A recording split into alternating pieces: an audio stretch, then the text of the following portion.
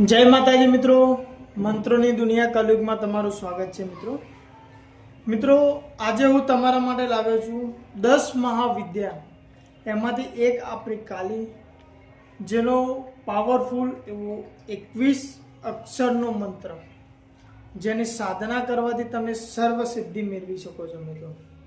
સર્વ સિદ્ધિ એટલા માટે કે આની અલગ અલગ તમે જો વિધિથી સાધના કરો છો તો તમે વશીકરણ અને કોઈ પણ પ્રકારની સિદ્ધિ, જેમ કે રાજકીય સિદ્ધિ, વશીકરણ સિદ્ધિ છે, તંત્ર મંત્રની કોઈ પણ જાતની તમે સિદ્ધિ મેળવી શકો છો મિત્રો। મેં તમને અગાઉ પણ જણાવ્યું હતું કે મંત્ર એક, પણ એમાં રહેલી વિધિના કારણે તમને અલગ અલગ શક્તિ મેળવી શકો છો।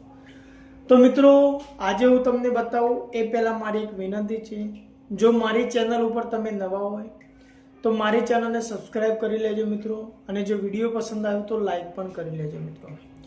તો મિત્રો સૌથી પહેલાં વાત કરીએ તો મેં તમને વારંવાર કહું છું કે મંત્ર એ આપણી પ્રાચીન સંસ્કૃતિ છે।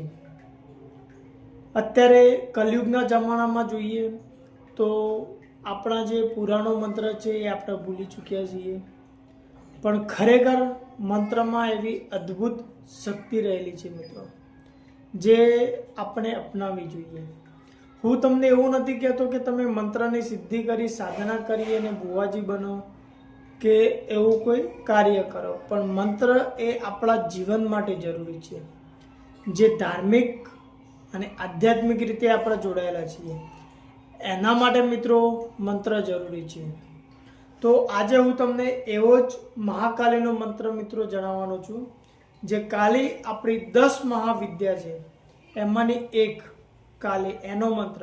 અને આ મંત્રથી તમે આની જો વિધિપૂર્વક સાધના કરો છો વિધિ વિધાનથી, તો તમે સિદ્ધ કરી અને દેવી કાલીને પ્રસન્ન કરી એના દર્શન, એના સાક્ષાત્કાર કરી શકો છો, અથવા તો તમે આની પૂજામાં નિત્ય તમે ઉપયોગ કરી તમારું કોઈ પણ કાર્ય અટકાયેલું હોય તો એ પણ તમે પૂર્ણ કરી શકો છો।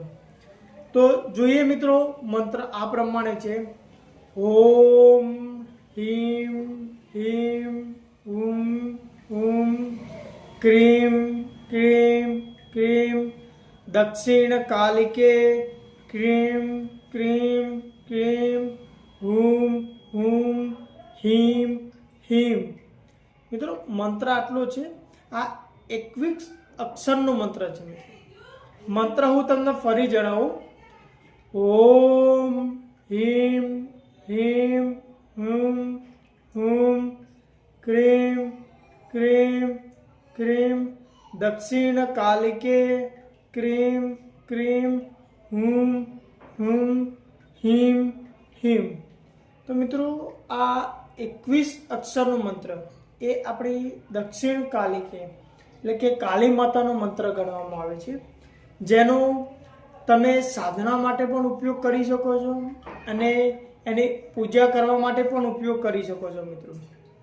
તો હું તમને જણાવું કે જો આની સાધના કઈ રીતના કરવી, તો મિત્રો આની સાધના કરવા માટે તમારે આનો 1.25 લાખ જપ કરવાનો હોય છે, અને આ જપ તમે જો વડની નીચે બેસીને કરો છો તો એ સૌથી ઉત્તમ માનવામાં આવતો હોય છે મિત્રો।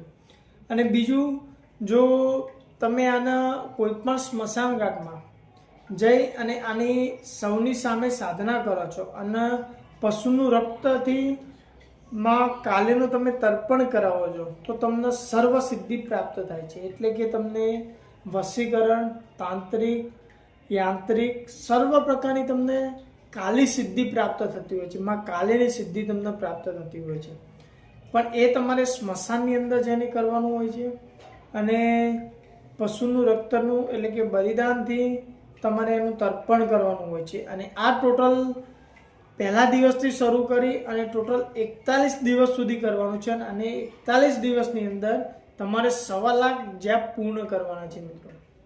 જો એ સમય મતલબ કે એ સિવાય તમે માની પૂજા કરવામાં આનો ઉપયોગ કરવા માગો છો, તો જ્યારે આપણી કાલી એટલે કે મહાકાલી માની તમે જ્યારે પૂજા કરો તો પૂજામાં આ મંત્રનો 108 વાર તમે જાપ કરો છો તો એ અતિ ઉત્તમ માનવામાં આવતું હોય છે। અને જો તમારું નિત્ય પૂજામાં તમે આનો સમાવેશ કરી લો છો તો આનાથી તમને તમારા કોઈ પણ કાર્ય અટકાયેલા હોય કે જે ના થતા હોય એ પૂર્ણ થતા હોય છે. મા કાળીના આશીર્વાદથી તમે પૂર્ણ કરી શકો છો.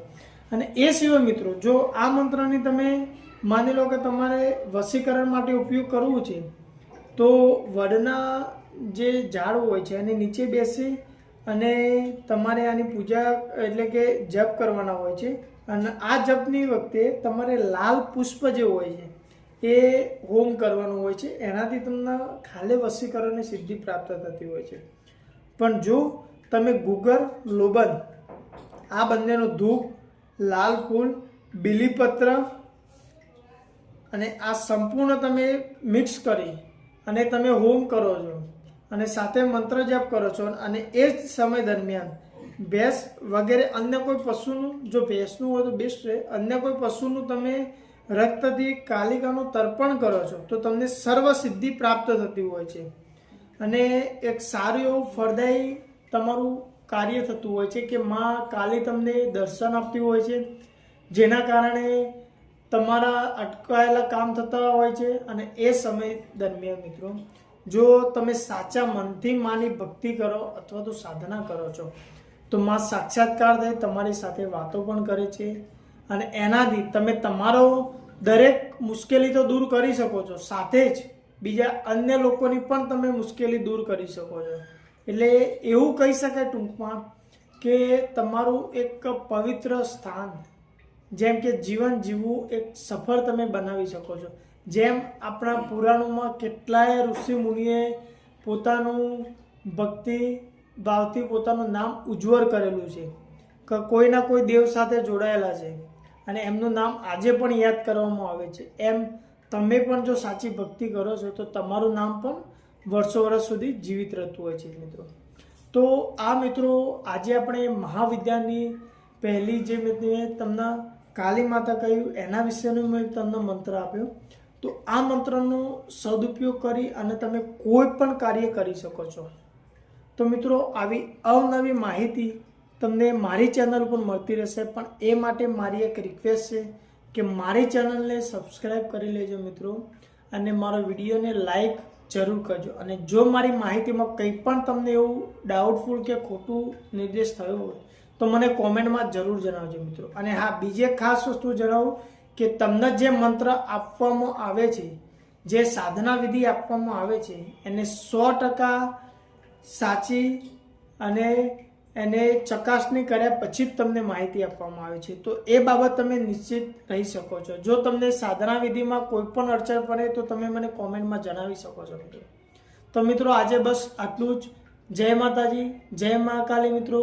મારી ચેનલ ઉપર નવા હોય તો સબસ્ક્રાઈબ જરૂર કરજો મિત્રો અને વિડીયોને લાઈક પણ કરી દેજો. જય માતાજી, જય મહાકાલી.